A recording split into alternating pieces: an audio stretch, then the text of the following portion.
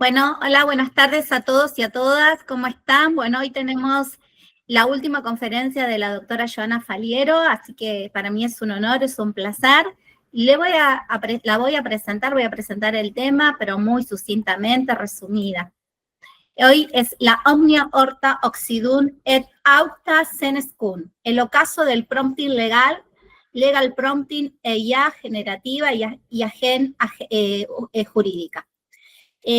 Hago un breve síntesis del currículum de la doctora Joana Caterina Faliero. Es doctora en Derecho en Protección de Datos Personales en el área de Derecho Civil de la Facultad de Derecho de la UBA, especialista en Derecho Informático de la UBA, directora del programa de actualización en Abogacías de Datos, Data Governance, Data Compliance, Data Ethics, Data Analytics, Algoritmo InfoSec, Ciberseguridad y Discovery de la Facultad de Derecho, directora del curso independiente de posgrado en actualización de Data Privacy, Data Protection, Data Governance y Compliance, LPDP, GDPR y el DPO, InfoSec y Cibersec, Anonimato, Perfilamiento, Identidad y Evidencia Digital de la Facultad de Derecho de la UBA.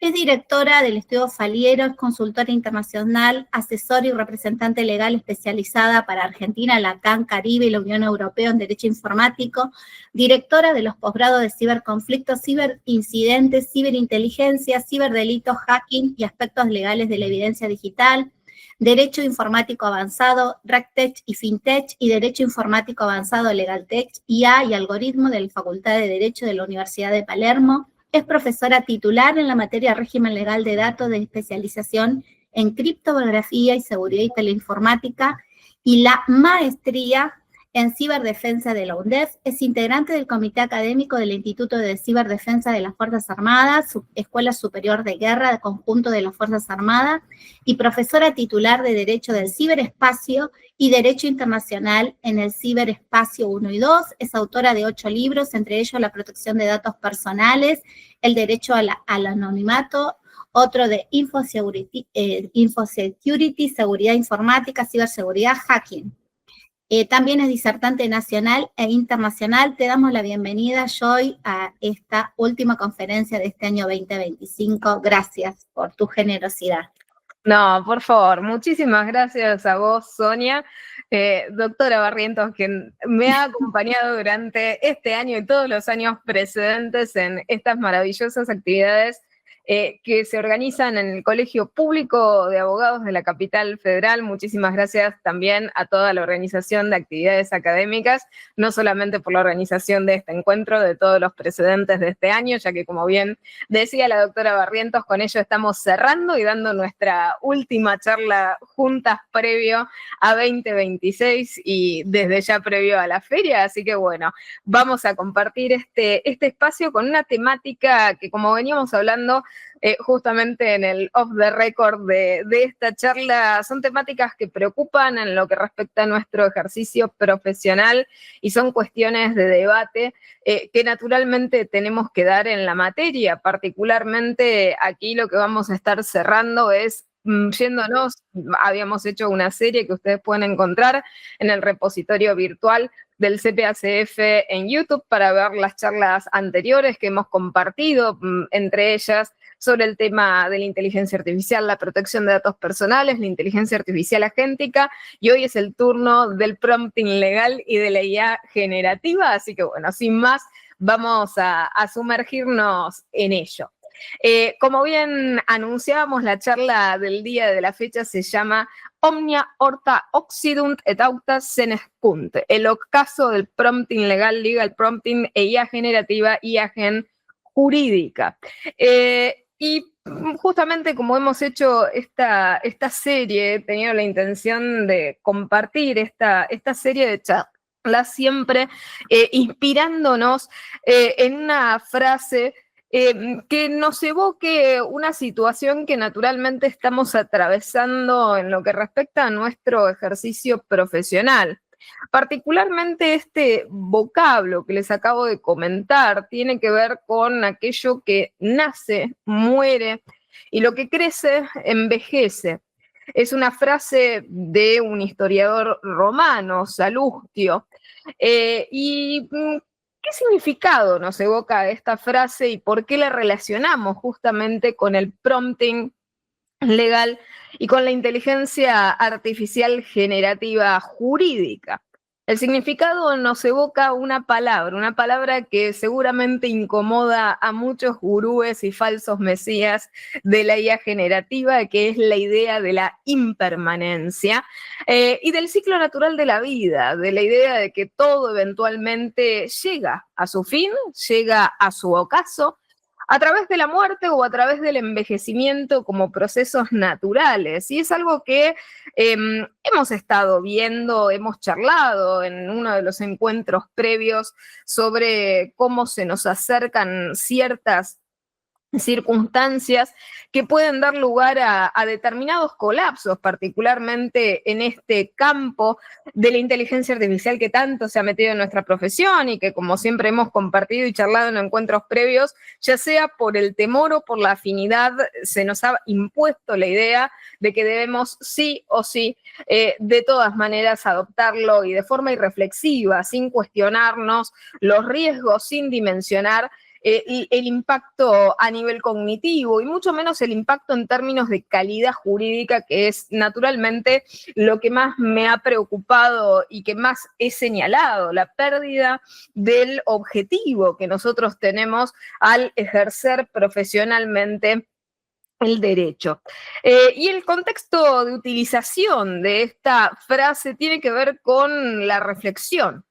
La reflexión sobre la fugacidad, y esto creo que es algo muy característico de lo que estamos hablando, porque solemos decirle hype, entusiasmo, y acompañado muchas veces de un sentimiento que es, y se acuña en función de los vocablos anglosajones, el FOMO, el fear of missing out, el miedo a perderse algo.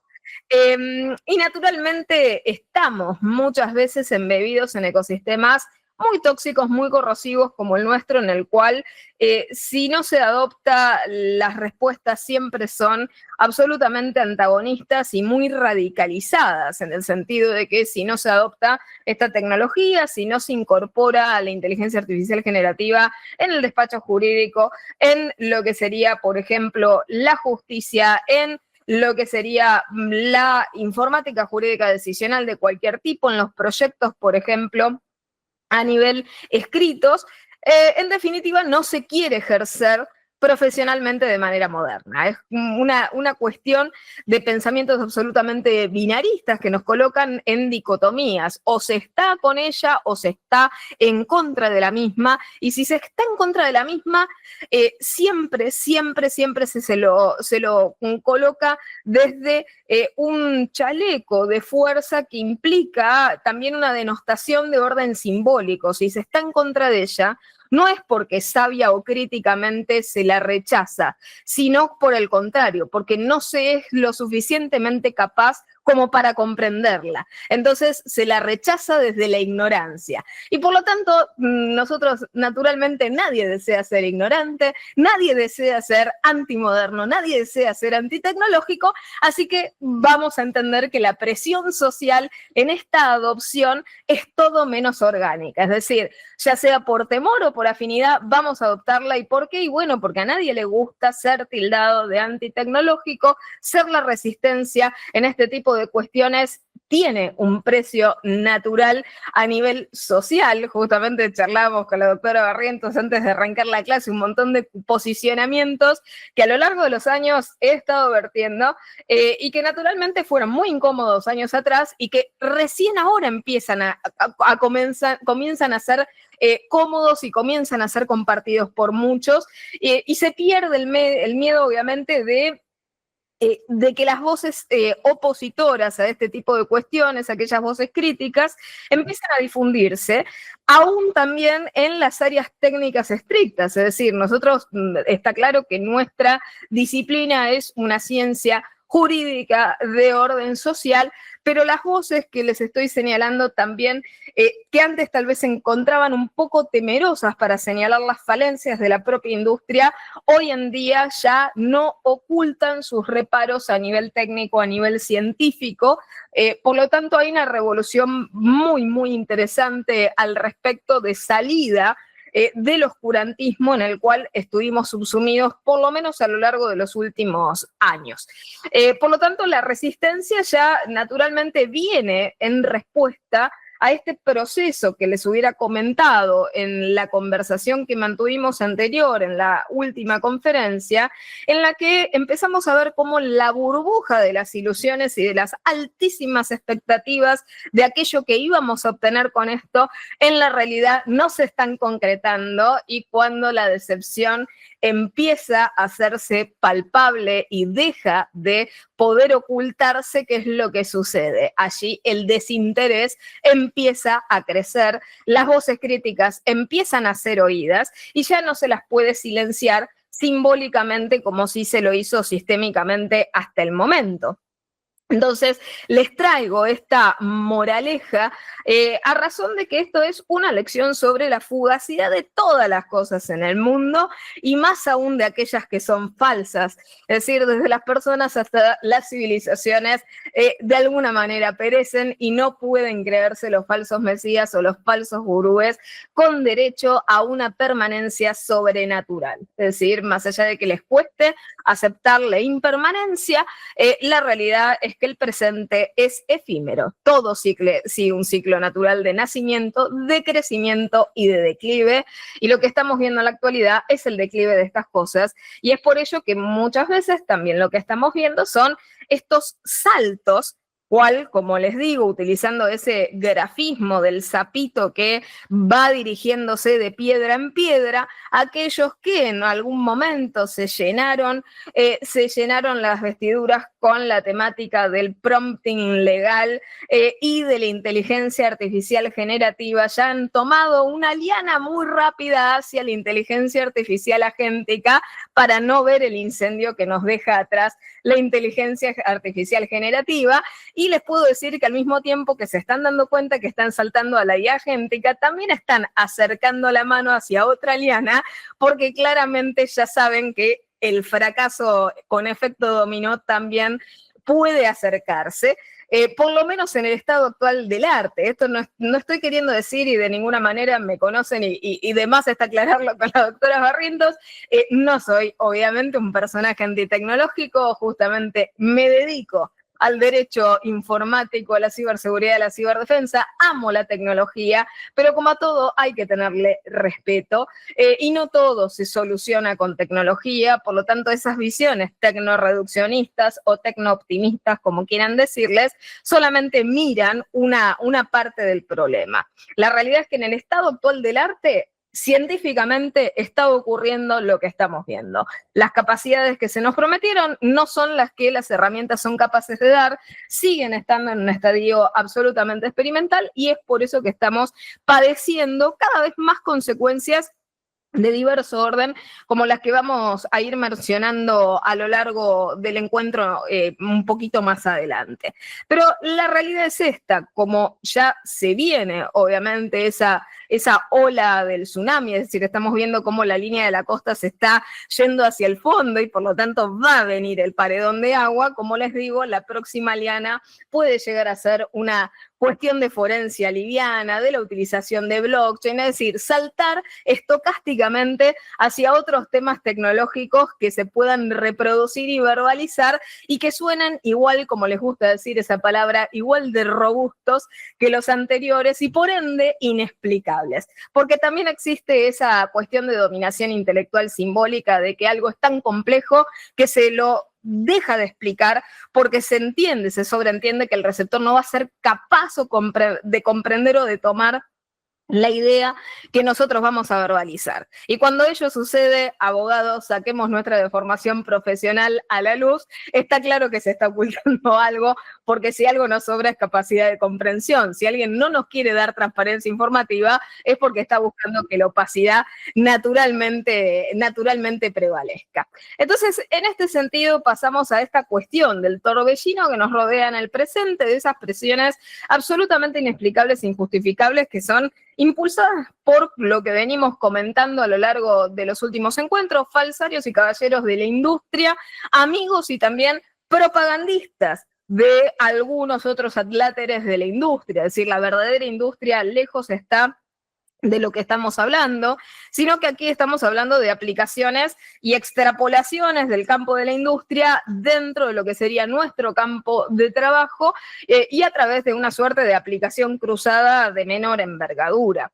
Y en ese sentido es recalcado a lo largo de los encuentros que hemos compartido nuestro deber, nuestro imperativo, podría decirse, de orden moral y herramental, de resistirnos a este tipo de cuestiones. ¿Por qué? Porque naturalmente del otro lado tenemos otra tensión mucho más fuerte, que es el imperativo también moral y herramental de recurrir y de depender de la inteligencia artificial generativa, y sumemos, si quieren, la inteligencia artificial agéntica, que es lo que se viene o lo que están sustituyendo con mucha rapidez para que no nos demos cuenta del fracaso del anterior.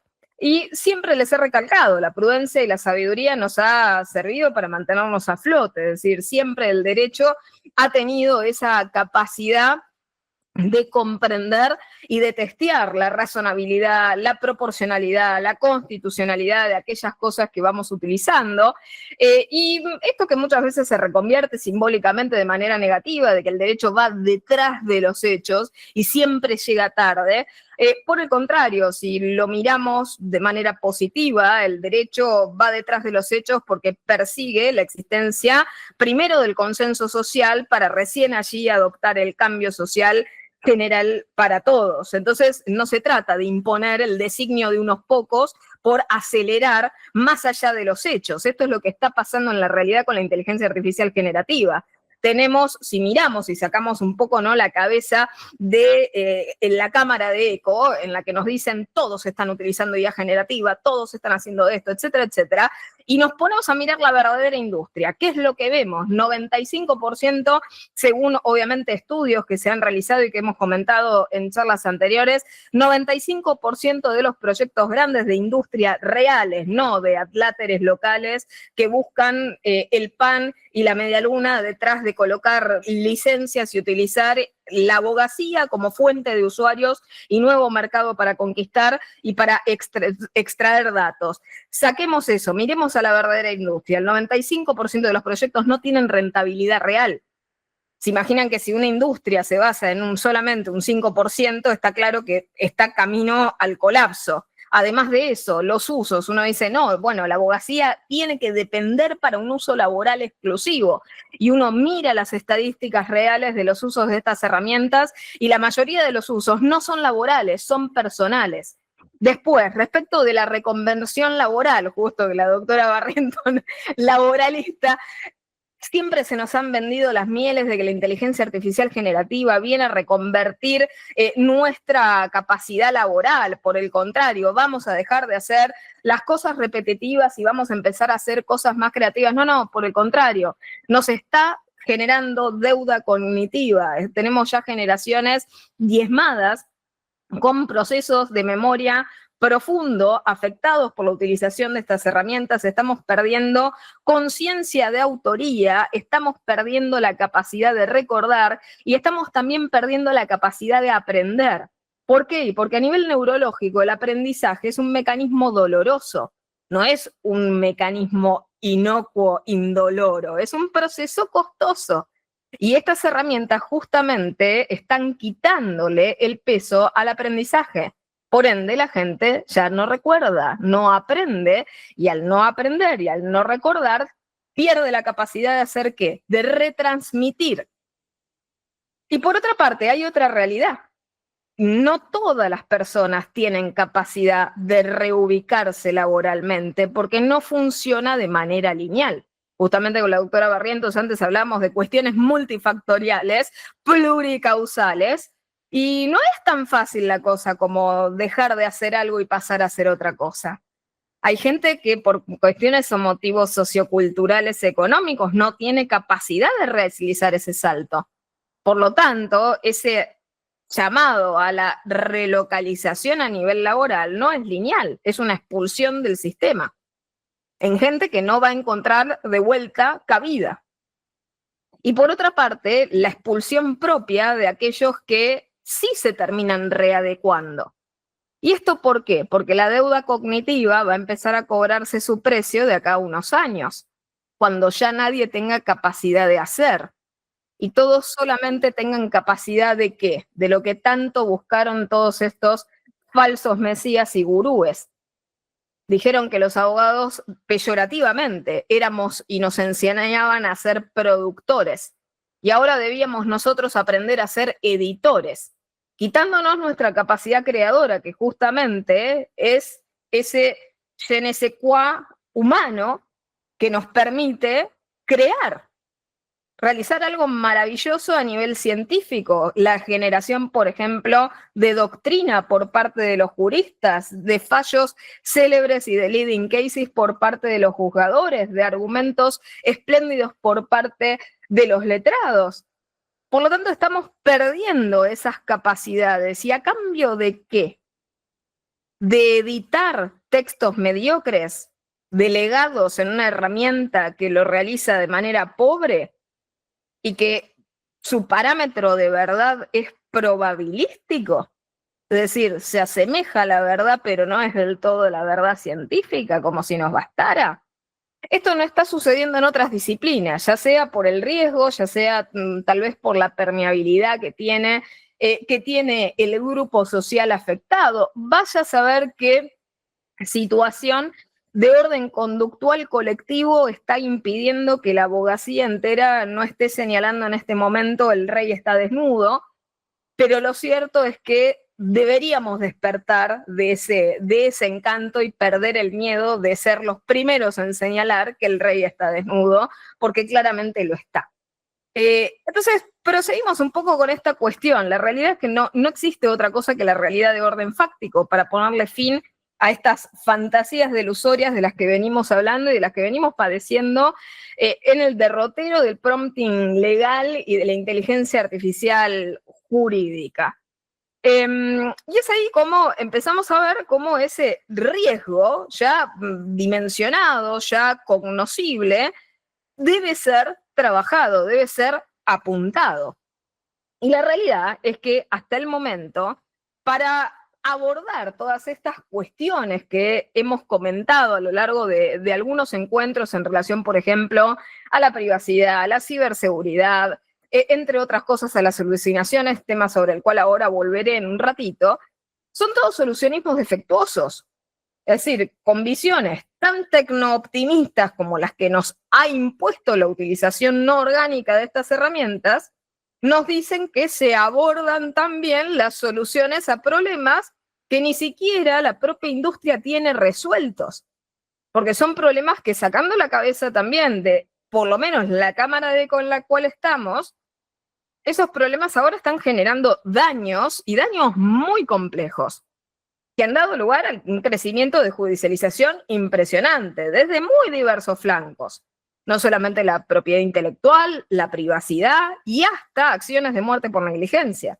Lo hemos comentado en una de las charlas que hemos compartido en el pasado sobre el tema de Wrongful Life y la inteligencia artificial agéntica, particularmente con los daños a la salud y los daños, obviamente, a nivel psiquiátrico, es decir, en la integridad psicofísica de las personas y, por ende, al valor vida en casos absolutamente extremos en los cuales, naturalmente, quienes más hipervulnerables son los que van a pagar el precio más caro, y de allí vamos a ver cómo las víctimas se esparcen de manera bastante compleja en relación a diferentes situaciones delusorias muy corrosivas de la estabilidad a nivel psicofísico, y con diferentes causales y con diferentes matices. Por lo tanto, ahí tenemos algo justamente que poner el punto, particularmente por el tema de que nos está fallando también, sin perjuicio de que nosotros podemos ser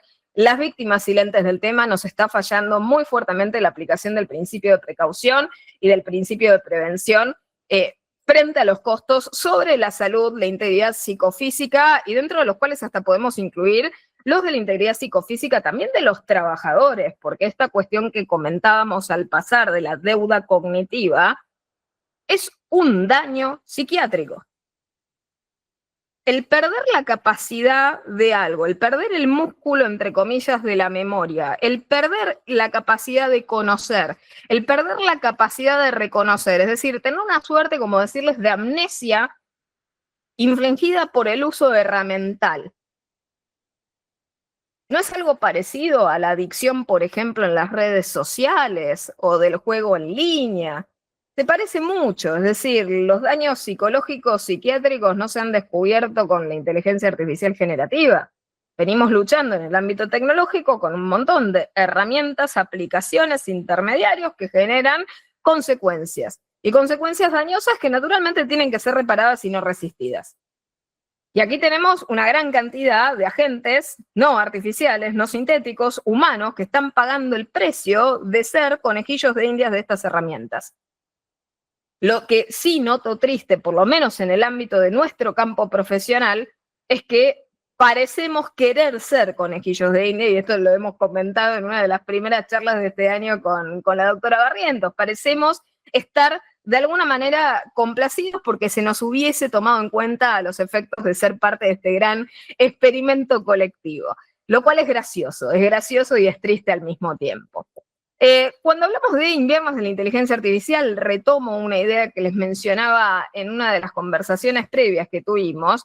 Son periodos que vienen, obviamente, sucedáneos a la defraudación que existe en este campo, porque frente a las expectativas absolutamente hiperinflacionadas, el estado actual del arte a nivel científico no permite justamente dar lugar a la satisfacción de esas expectativas del estado de euforia, de efervescencia que se tiene en ese campo, y es por eso que al no concretarse esas expectativas irreales, entonces el desinterés en el tema empieza a crecer, y en este sentido el desinterés se refleja en qué cosa que tanto preocupa a todos: la falta de inversión. Esperemos que la abogacía no sea el último pasajero en dejar el Titanic. Esa es la única expectativa que podemos, por lo menos esperar, de no ser los violinistas del Titanic, porque increíblemente vemos como toda la industria se está movilizando hacia un determinado sentido. Se está hablando del invierno de la IA, se está hablando de la burbuja de la IA, y nosotros parecemos no darnos cuenta de todas las campanas que están sonando alrededor. Así que espero que no seamos los últimos que dejemos de tocar en este escenario. Pero quiero apuntar un poquito también a la crueldad en relación de lo que es el prompting legal y la inteligencia artificial jurídica, particularmente por el despotismo que tenemos de los gurúes de la IA, de la inteligencia artificial generativa y de la inteligencia artificial agéntica. ¿Por qué? Porque naturalmente cuando se cuestionan las falsas proclamaciones, siempre la apuesta suele ser de alguna manera superadora, desafiante y aniquiladora de los riesgos y de las situaciones que naturalmente se están viendo. Y el tema es que si nos ponemos a pensar en qué es lo que nos espera al final del túnel, porque yo lo que me marco de la crueldad y del despotismo de esto es el prometer más allá del conocimiento sobre algo que no va a ocurrir. Y lo increíble es que la única esperanza, entre comillas, que nos puede llegar a salvar, en definitiva, y es complejo esto, porque parecemos tal vez tampoco darnos cuenta en lo discursivo que les estoy comentando, si estamos esperando, como decirles de alguna manera, la salvación a través del invierno de la IA, que sería un gran colapso, nos estamos alegrando de una tragedia, es decir, estamos esperando de que el Titanic se termine de hundir, por lo menos para rescatar nuestra propia profesión después del hundimiento. Y deberíamos ser lo suficientemente brillantes, inteligentes y prudentes como para no tener que llegar a esa tragedia o devastación de orden profesional, más allá de que algunos pocos, por ambición personal, nos lleven justamente a ese punto de inflexión. Y sobre todas las cosas porque, como les decía, la apuesta se redobla cada vez de manera más fuerte y de manera más inverosímil. Y hoy en día ya se está metiendo, yo les había comentado, el salto hacia la inteligencia artificial agéntica, pero no solamente ya todavía no estamos generalizando este segundo sustituto, sino que ya se está hablando, porque el aceleracionismo de solucionar una estafa con la otra tiene que ser cada vez más grosero. Piensen ustedes, ¿no?, en el ejemplo de los Ponzi, ¿no?, de los esquemas Ponzi. De que muchas veces una estafa se redobla con una nueva estafa. ¿Qué es lo que sucede para salvar, por ejemplo, un proyecto trunco? Se genera un mejor proyecto posterior en el cual a las mismas víctimas les dicen: podés irte con lo que depositaste hasta aquí, pero si no, para no perderlo y seguir ganando, podés mantener esto, agregar unos pesitos más y seguir con la expectativa de ganar. Muchos caen en esto y nos está pasando. ¿Por qué? Porque saltamos de la inteligencia artificial generativa, nadie nos dice cómo vamos a estrellar esa locomotora, ya nos están vendiendo la inteligencia artificial agéntica, y los atletas propagandistas de los falsos mesías ya están hablando de la singularidad y de la inteligencia humana aumentada. Es decir, ya estamos pensando en que vamos a fusionarnos con la inteligencia artificial y lograr de esa manera una inteligencia artificial aumentada que sea prácticamente análoga a la humana. Y de vuelta, salimos de la cámara de eco, miramos a la industria y la industria recién está en pañales en esto que, curiosamente, gente proveniente de las ciencias jurídicas están confirmando como realidad. Y uno se pregunta, ¿por qué lo hacen? Es decir, ¿qué cables mueven de alguna manera a estas marionetas para arriesgar semejantes predicciones, aun cuando los propios lores de Silicon Valley no lo están haciendo en este momento? Y son escenarios también absolutamente teóricos, porque no se están concretando en la realidad. Y por el contrario, lo que sí abundan en la realidad son estudios que muestran que cada vez las fallas que venimos señalando, entre ellas las alucinaciones de la IA, ha salido hasta uno en el día de la fecha, es permanente. Las alucinaciones están, las alucinaciones crecen, etcétera, etcétera. Por lo tanto, los defectos anteriores no fueron ni siquiera resueltos. Y estamos mordiéndonos las colas. Siempre les hago la misma del grafismo de Ouroboros, la víbora que se muerde la cola. Pero increíblemente acá ya nos están hablando de inteligencia aumentada, de singularidad. Estamos ya directamente por estos agentes de propaganda, estos amigos de los falsos mesías, de que al punto de la idea se vuelva tan avanzada que nos va a superar. Y evidentemente debemos ser retrógrados los que no tenemos la capacidad de ver de que la inteligencia artificial nos está avasallando y nos está superando a nivel humano. Y esto es, como he venido diciendo a lo largo, ¿no?, de las últimas semanas, es tan singularmente delirante como los pregoneros domingueros que hablan de esta idea y que con descaro la difunden porque no se estaría dando. Entonces, pasamos un poco, ¿no?, a cuestiones problematizantes sobre estas prácticas que vienen, obviamente, bregando por la falta de fatiga, la implementación, la ductilidad en la implementación y demás. Lo cierto que estamos viendo es que los algoritmos, con el paso del tiempo y cuanto mayor es el uso, como todas las herramientas, porque esto tampoco escapa al sentido común, cuanto más usamos una herramienta, más se deteriora la misma. Es decir, nunca hemos concebido una pluma que cuanto más la utilicemos, mejore. Por lo general, en algún momento se quiebra y tenemos que comprar otra. Y lo mismo sucede con todas las herramientas de la vida, las herramientas que sirven para optimizar tareas que nosotros sabemos hacer, no para realizar por nosotros cosas para que nosotros dejemos de tener la capacidad de hacerlas y nos volvamos cada vez más ignorantes. Por lo tanto, el problema que tenemos es no entender a las herramientas que son como herramientas. Nos han vendido que el prompting legal prácticamente era casi una competencia de orden jurídico. Hemos compartido una charla con la doctora Barrientos en la que les he explicado todo lo que no es derecho. Y el legal prompting, por más que le pongan legal, jurídico, lo que sea, no es abogacía, no es derecho, no es ciencias jurídicas. Son instrucciones, es ingeniería de instrucciones, de una herramienta que funciona probabilísticamente. ¿El mejorar la instrucción nos hace mejores abogados? No, claramente que no.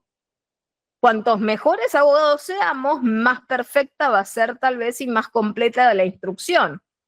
pero pregúntense ustedes el tiempo, tal vez, que logren invertir en sacar una buena instrucción para sacar un texto mediocre que después la grandiosidad de ese letrado tiene que corregir y optimizar y mejorar para elevar su nivel. Salvo que pretenda que bajar su nivel profesional y complacerse con la edición de un texto mediocre, que se obtuvo a través de una instrucción muy rica que le costó mucho tiempo, tiempo que pudo haber invertido tal vez en escribir ese producto que les viene de segunda mano, que es probabilístico, que tiene menor calidad, que no tiene comprensión, que no tiene, podría decirse hasta esotéricamente, que no tiene alma. Entonces, hay un quiebre, les diría, en esto que venimos resaltando en un montón de encuentros anteriores a nivel ético profesional. Y no estoy esperando ética profesional de los falsos gurúes, de los mesías y de los agentes de propaganda de sus amigos, porque la realidad es que no se puede esperar un criterio moral o ético superior de quienes ya no tienen intenciones, por lo menos al menos transparentes. No voy a juzgar sobre la calidad de la intención, pero al menos no son transparentes, no son plenas en un sentido informativo. Son opacas, son sesgadas, muchas veces son histriónicas, y detrás de esas técnicas, quienes estudiamos programación neurolingüística, sabemos que se esconde la manipulación de masas.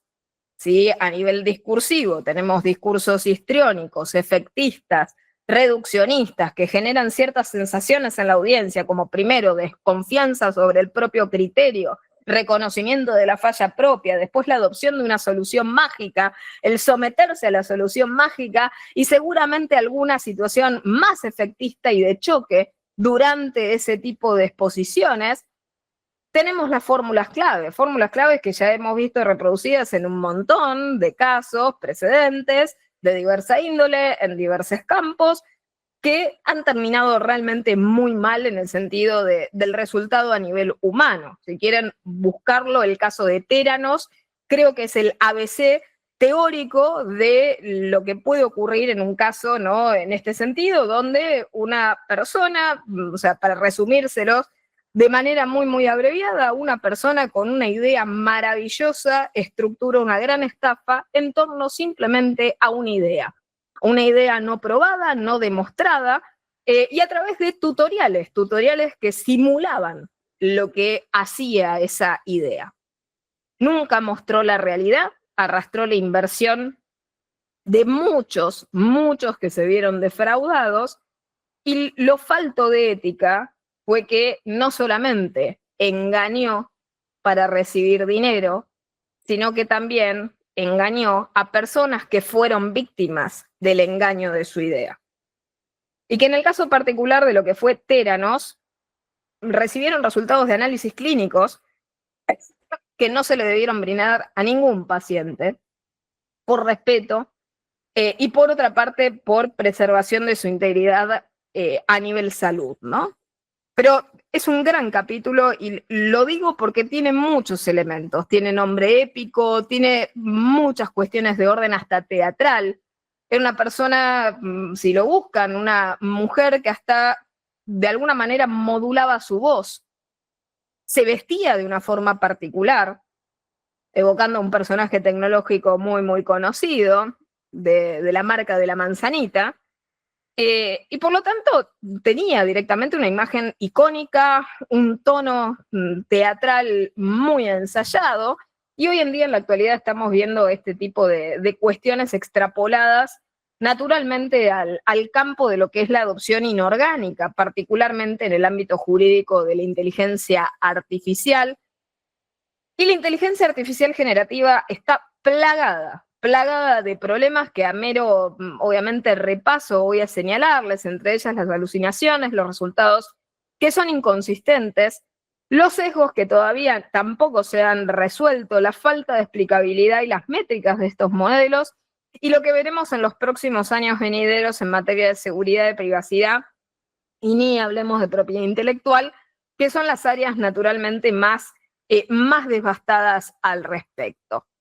Pero en relación justamente a este tema, ¿no? del prompting legal y por qué todo lo que nace muere, es un área en la que no se han solucionado los problemas que tiene, y por otra parte que estamos viendo que naturalmente, sin perjuicio de evangelizar inorgánicamente en su uso, tenemos un ecosistema tan insincero que al mismo tiempo, cuando empiezan a verse los vicios de lo que es esperable dentro de lo que es esa disciplina, ¿qué es lo que sucede? Le soltamos la mano a quienes empiezan a demostrar esos vicios. Y hemos tenido un par de casos curiosos que les voy a comentar, que han sido realmente, creo que, los dos grandes hitos de las grandes incoherencias de este año. Un fallo, el fallo Acevedo desde la vereda de los letrados y el fallo de Chubut desde la vereda de los juzgadores. ¿Y esto por qué? Porque en el caso de las alucinaciones de la IA, del lado obviamente de los letrados, se ha intentado reconvertir simbólicamente, como les he comentado en alguna que otra oportunidad, las alucinaciones de la IA como resultados creativos, coevolutivos, colaborativos, cooperativos con la inteligencia artificial generativa, nada más lejano. Ya hemos visto, o por lo menos conversado, de que los resultados que son ineficientes, como los que estamos señalando, van a ser sinónimo de mala praxis profesional nuestra y no un resultado creativo, sino, como siempre les digo, el fallecimiento de una persona en quirófano tal vez es un outcome creativo de una cirugía de corazón abierto. Pero no, es una mala praxis médica, en la cual se cobra el valor vida de una persona, toda la integridad física de esa persona, con las consecuencias irremediables que ello genera. Por lo tanto, el primer tema es, no podemos evitar el problema, pero no debemos dejar que ocurra. Y ahí estamos en la disyuntiva. La gran pregunta, ¿quién está obligado a utilizar algo riesgoso cuando se lo conoce riesgoso? Porque cada vez que les comparto este tipo de riesgos, suelen haber ciertas reacciones, que cada vez son las menos. O sea, lo siento y lo veo en las audiencias. La primera reacción sistémica del pasado era la resistencia a los hechos. Y de alguna manera el allanamiento de los hechos a una visión negativa sobre la tecnología. Esto es, si hablábamos de alucinaciones de la IA y decíamos que no había exigencia en el uso, la postura era muy negativa porque nos evitaba utilizar la herramienta. Y la gran pregunta es, ¿quién te exige la utilización de una herramienta que introduce un riesgo que vos no podés manejar?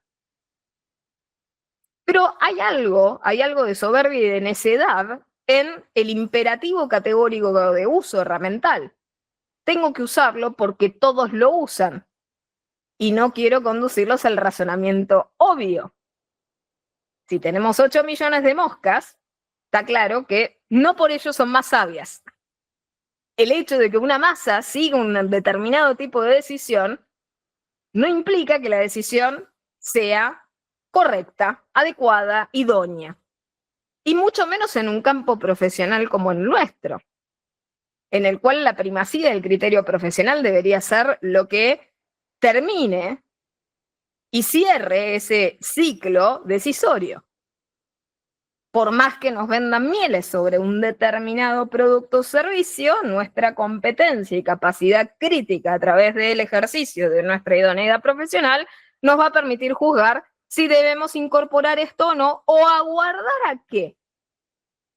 A que esos riesgos del desarrollo se resuelvan. ¿Por qué? Porque estamos frente a un producto elaborado a nivel científico en un estadio experimental. Y si recordamos nuestra codificación civil y comercial, de que si tenemos algo experimental tenemos que consentirlo especialmente porque y por el riesgo extraordinario al cual nos estamos sometiendo, ¿realmente vamos a introducir riesgo extraordinario en nuestro ejercicio profesional de forma inmanejable? Y después se nos han vendido las soluciones de la auditoría algorítmica, que después fue licuándose con el tiempo, pero lo han intentado solucionar estos temas con con esa idea.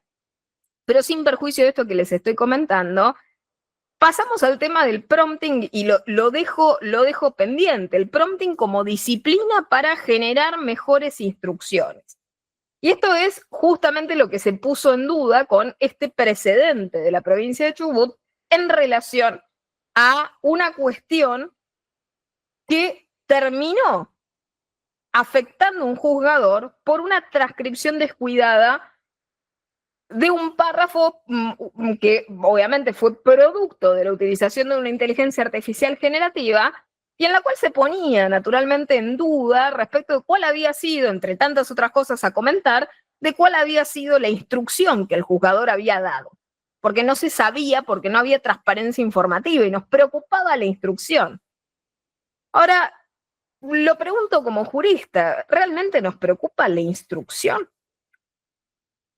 ¿O nos debería preocupar que el jugador recurra a herramientas de estas características?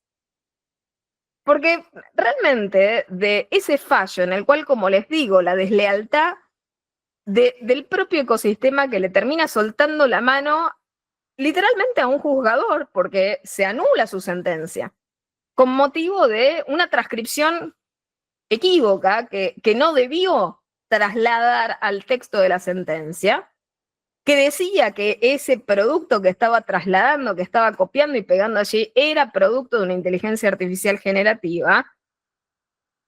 Lo que siempre me pregunto y les señalo es si la situación sustancialmente variaba estando o no estando esa transcripción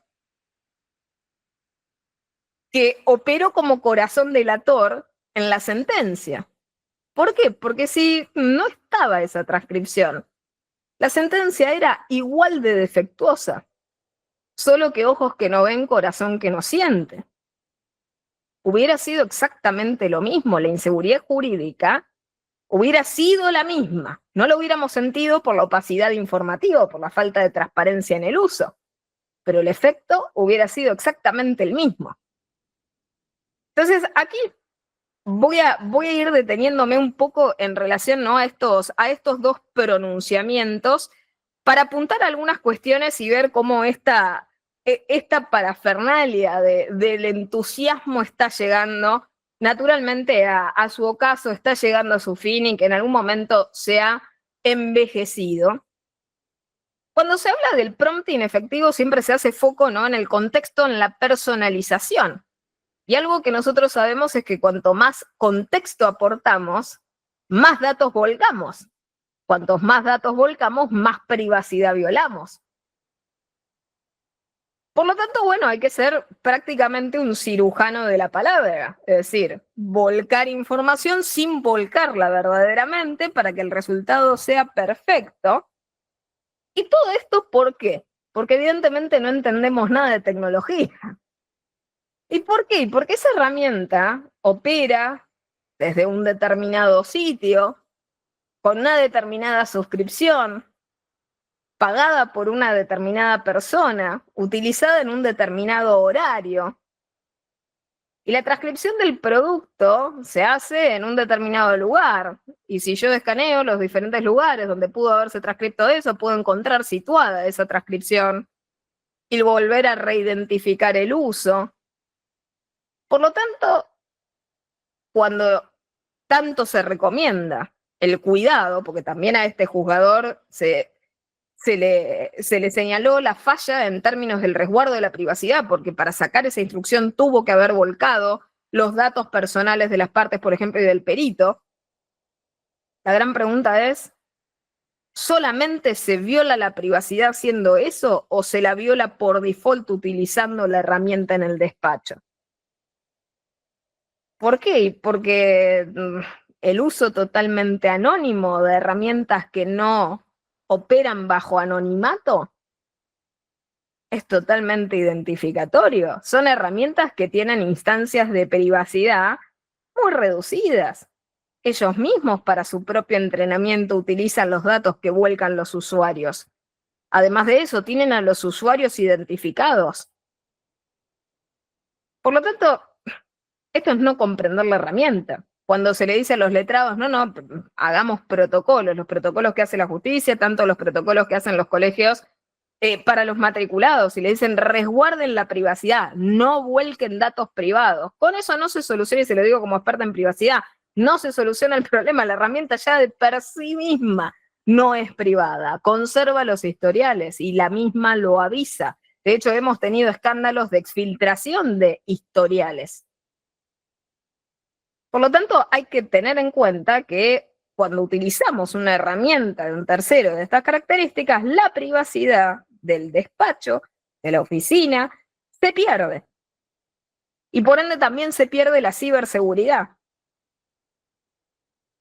Pero nadie está hablando de esto porque tal vez es muy opaco, ¿no? No es lo suficientemente robusto como para mencionarlo. Pero bueno, la formulación crucial es clave. Por lo tanto, se insta a, de alguna manera, formar a los operadores jurídicos del derecho en la realidad de la utilización del prompting y demás. Siempre se inyectan datos reales de alguno u otro lado, en alguna u otra instancia. La opacidad algorítmica no se soluciona de ninguna manera, porque de vuelta nosotros como usuarios no podemos solucionar lo que por default no está resuelto. No podemos explicar lo que no se explica por parte de quienes generan estos modelos. Entonces el sistema ya en sí mismo no es transparente. Y no hay manera de colocar transparencia al final de la línea de producción, cuando toda la producción no fue transparente. Por otra parte, la documentación permanente de las instrucciones también es algo complejo. Porque hablamos tanto, ¿no?, de cómo estas cosas aceleran nuestras vidas y permiten que... Hermoso. Ahora, si tenemos que registrar las instrucciones, documentar y procedimentalizar la registración de las instrucciones y del prompting y de todo lo que se escribe y de todo lo que se le solicita, etcétera, etcétera, piensen ustedes de vuelta en la paradoja del juez de Chubut. En esa frase absolutamente nefasta que colocó la IA generativa, dijo, podés copiar y pegar esto que está acá arriba, y era un párrafo, o presumiblemente algún segmento del texto. Está claro que no era la totalidad del texto, por lo que se puede presumir por ingeniería reversa. El texto no fue generado enteramente, parcialmente generado, porque era la reformulación, como bien lo decía, aquí tenés el párrafo reformulado, sin citas, bla, bla, bla. Ahora, cuando realiza justamente esa transcripción,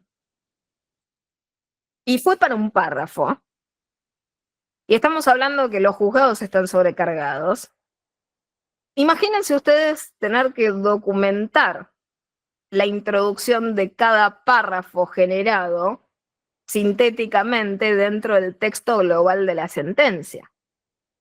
Y esto a los abogados que están aquí presentes seguramente entenderán cuando los abogados nos irritamos por los defectos de fundamentación de la sentencia, porque no tenemos el texto suficiente que nos justifica las decisiones a las cuales se han arribado. Ahora, tendremos sí las inclusiones respecto de la explicabilidad de las instrucciones y de los prompts utilizados y de cada desglose y comentario específico sobre la generación sintética de cada párrafo. ¿Va a ser auditable y repetible ese procedimiento? Otra pregunta, como decirles, para la audiencia, ya que vamos a permitir introducir esto y lo introducimos de una determinada manera. La explicabilidad del prompt tenemos que registrar, documentar qué es lo que hacemos. ¿Van a documentar todas las cosas que hacen? ¿Cómo escriben cada párrafo, cada línea? Vamos a tener, como decirles, el manual de instrucciones de la sentencia para entender la replicabilidad de la construcción y de la ingeniería reversa del texto generados artificialmente. Mucho esfuerzo, ¿no? Ni hablemos, obviamente, de la ciberseguridad, no es el objeto de la charla de hoy, así que voy a dejar punto y aparte el crecimiento de la superficie de ataque dentro de los juzgados, dentro de los despachos, las vulneraciones que puede haber en materia de seguridad, de confidencialidad, de privacidad, la trazabilidad de los datos, porque podemos mandar instrucciones maliciosas, ya que se habla tanto de prompting, podemos mandar instrucciones maliciosas para que nos devuelva la respuesta a información privada inyectada previamente.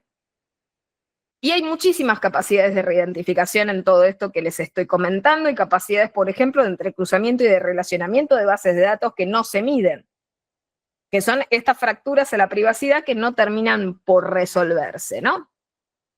Y ni hablemos de lo último, que es un tema, un factor a nivel humano, la fatiga de privacidad. Ya hemos cargado, obviamente, a los usuarios con un montón de deberes, un montón de obligaciones, y naturalmente, como especialista, como PhD en protección de datos personales, cuando uno habla de privacidad, siempre esto sucede, y Sonia lo ha atravesado en los cursos, cuando uno imparte cuestiones sobre estas temáticas, es como una suerte de despertar de todos los peligros abstractos a los cuales uno se expone en relación a la privacidad en la diaria. Y existe este fenómeno a nivel psicosocial, que es la fatiga por privacidad. El ser privados cuesta mucho. Son muchos cuidados, es de estar muy alerta, es estar muy al pendiente, el estar muy consciente, y es algo muy diferente estar relajados y descuidados. Por ello suceden tantas cosas como las que vemos que suceden en el ámbito de la privacidad y la protección de datos personales. No es tan fácil ser privados, no solamente porque hay que saber, sino porque a pesar de que se sepa, a veces la gente está muy cansada como para ejercitar ese músculo de la privacidad. Y siempre en algún momento algún descuido existe. Alguna vez se inicia la sesión con datos reales, alguna vez se paga con algún dato identificatorio, alguna vez se vuelca alguna información real, alguna vez se responde algo que no se debía responder, alguna vez se cliquea algún vínculo que jamás se debió abrir. Y es como vemos que eventos de ciberseguridad y de fugas en relación a la privacidad le pasan a quienes. Y aquí vemos la hipervulnerabilidad. Hasta propios profesionales, por ejemplo, del campo de la ciberseguridad, que saltan muy indignados diciendo, a mí también me ha pasado. Enseño sobre y me ha sucedido. Bueno, la realidad es que nadie está exento de esa fatiga de privacidad. En algún momento alguien baja los brazos. El problema es que en los ámbitos en los cuales nos movemos en nuestras actividades, nadie puede bajar los brazos, porque esto es algo parecido a decirles, ¿alguien puede en un quirófano tener fatiga por el estrés, y justamente de gran temática laboral, el estrés laboral en el ámbito médico? Sabemos que una persona trabaja, ¿cuánto? 24 horas, 48 horas. La calidad decisional de las primeras 8 horas no es la misma calidad decisional de las 8 horas subsiguientes. Y las peores mala praxis, ¿cuándo ocurren?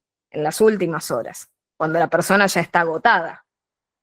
Imaginemos lo mismo en relación a la privacidad. Cuando recién comenzamos a utilizar la herramienta, todos tenemos cuidado. Todos verificamos si hubo o no hubo por parte del letrado la utilización de una cita falsa. Una vez que pasó ese entusiasmo, nadie va a verificar nada. De hecho, ¿qué nos pasaba hace 2 minutos y medio atrás, antes de la IA generativa?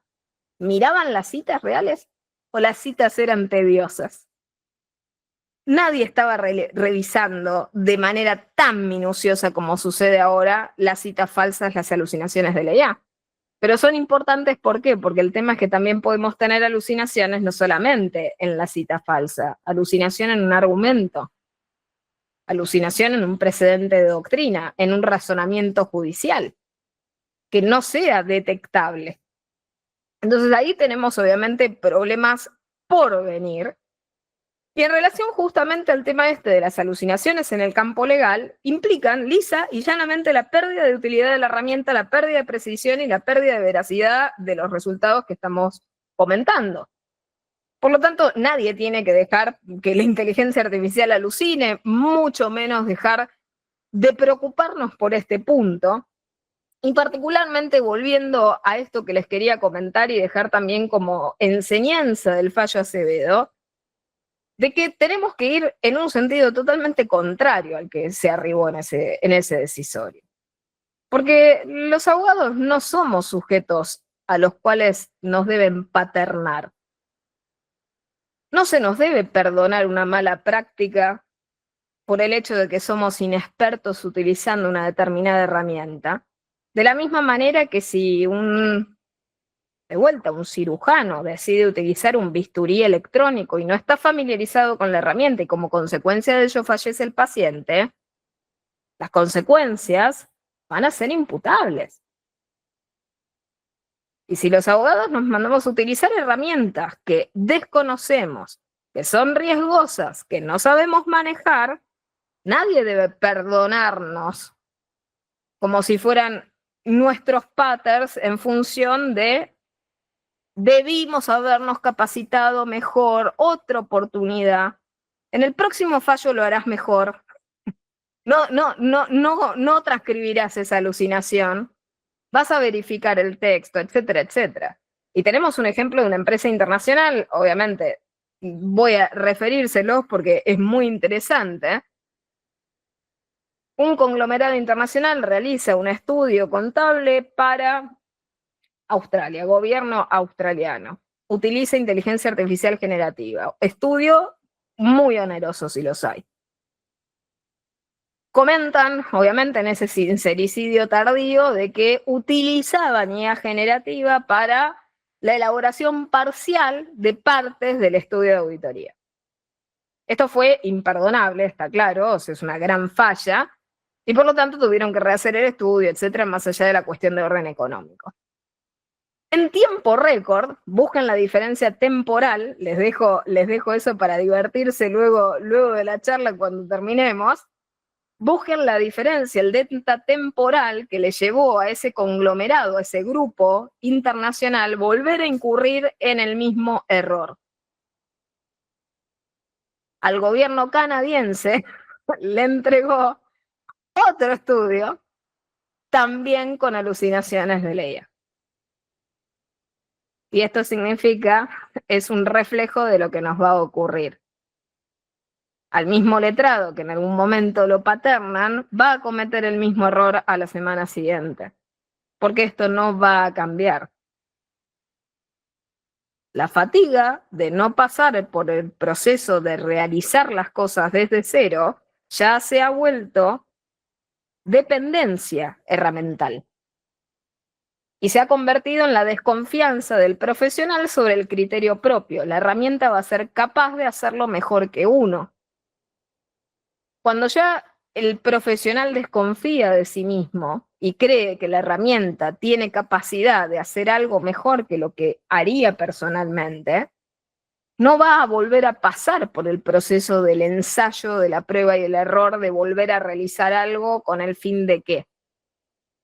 Si ya tiene ese, como bien le suelen decir los falsos mesías, el asistente calificado. El problema es que el asistente calificado hoy en día se está tragando al abogado. Está sustituyendo al abogado.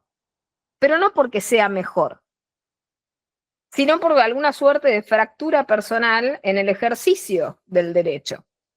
El abogado está buscando de alguna manera esa sustitución, ¿por qué? Y por algún convencimiento absolutamente inorgánico de carácter externo. Volviendo al tema del fallo Acevedo, donde se mataron por descubrir las alucinaciones de Leia, porque está claro que en este estado de efervescencia hay que apuntarlas, hay que señalarlas. Sin perjuicio de ello, la solución a la que se arriba no es la de una sanción.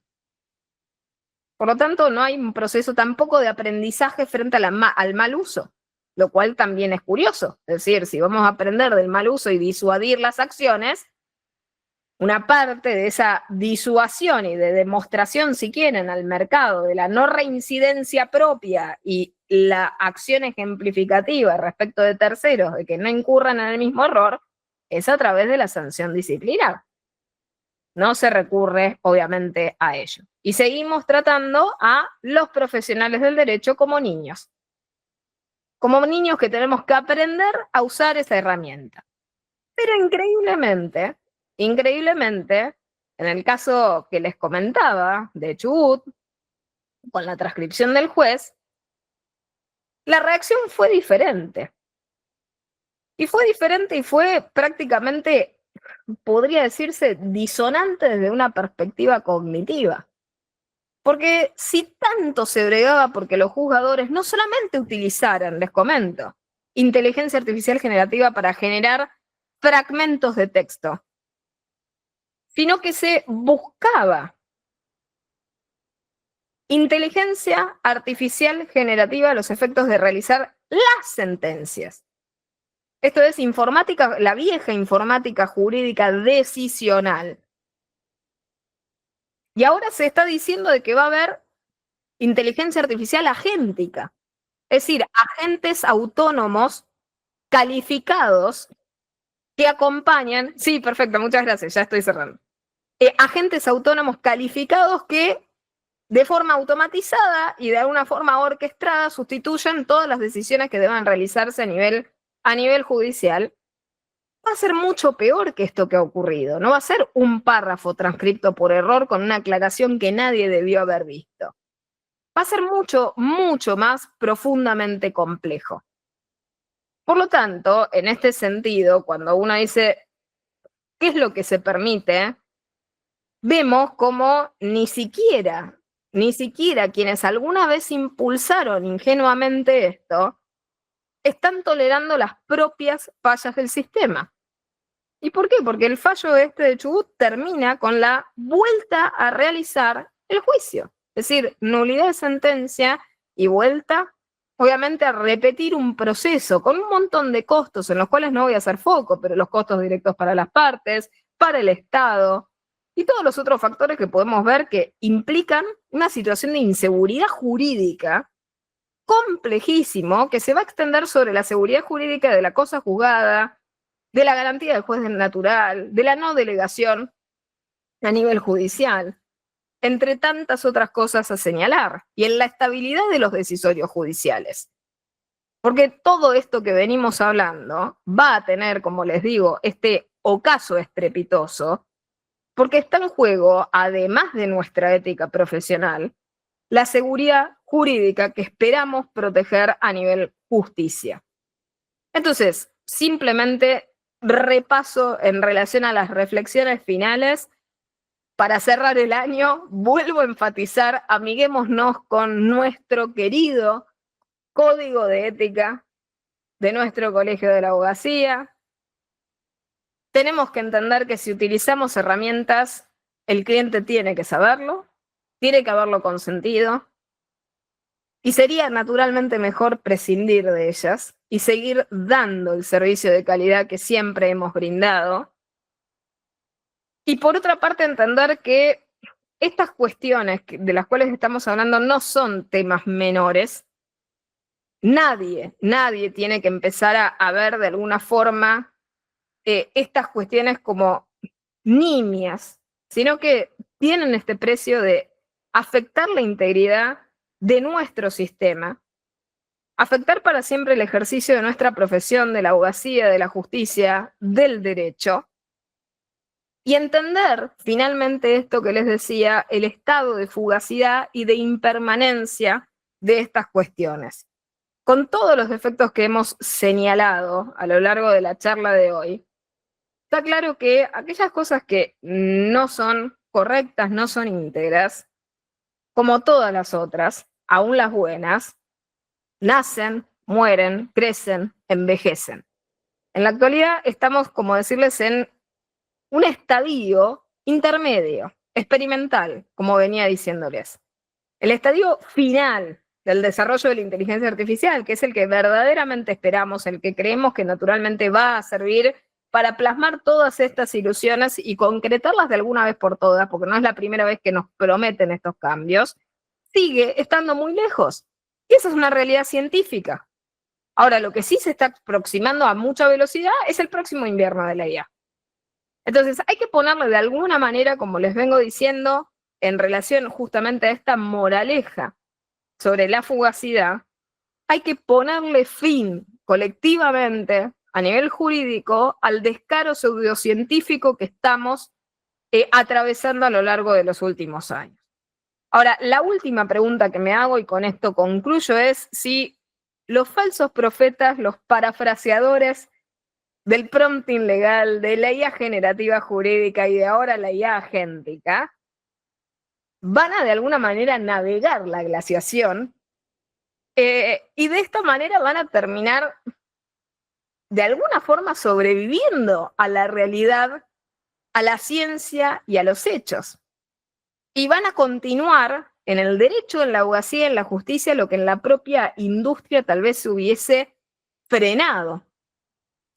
O si la trayectoria balística que estamos vivenciando va a detenerse y van a saltar disimuladamente y temporalmente hacia alguna otra fantasía cómica que se calce obviamente y que tenga que ver con cosas parecidas a las que hemos visto en el pasado, como el tema del metaverso, Web3, blockchain, forencia, y vamos a fingir demencia de lo que ha ocurrido en el pasado. No sabemos todavía, lo que simplemente podemos decir, no sabemos todavía cuál será nuestro destino, pero sí vamos a poder predecir algo, creo que definitivamente que, sin dudas, van a hacer todo lo que hagan, detentando el mismo histrionismo vanidoso, cada vez más petulante y extremo que hemos estado viendo a lo largo de estos últimos años.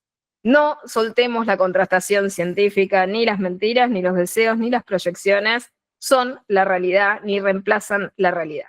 Tenemos que seguir firmes defendiendo nuestras obligaciones profesionales en el derecho, en la abogacía, en la justicia, verificando siempre que todas las herramientas que nosotros incorporemos sean seguras, privadas, transparentes, confiables, explicables, éticas, íntegras, responsables y leales antes de comenzar a utilizarlas y no luego.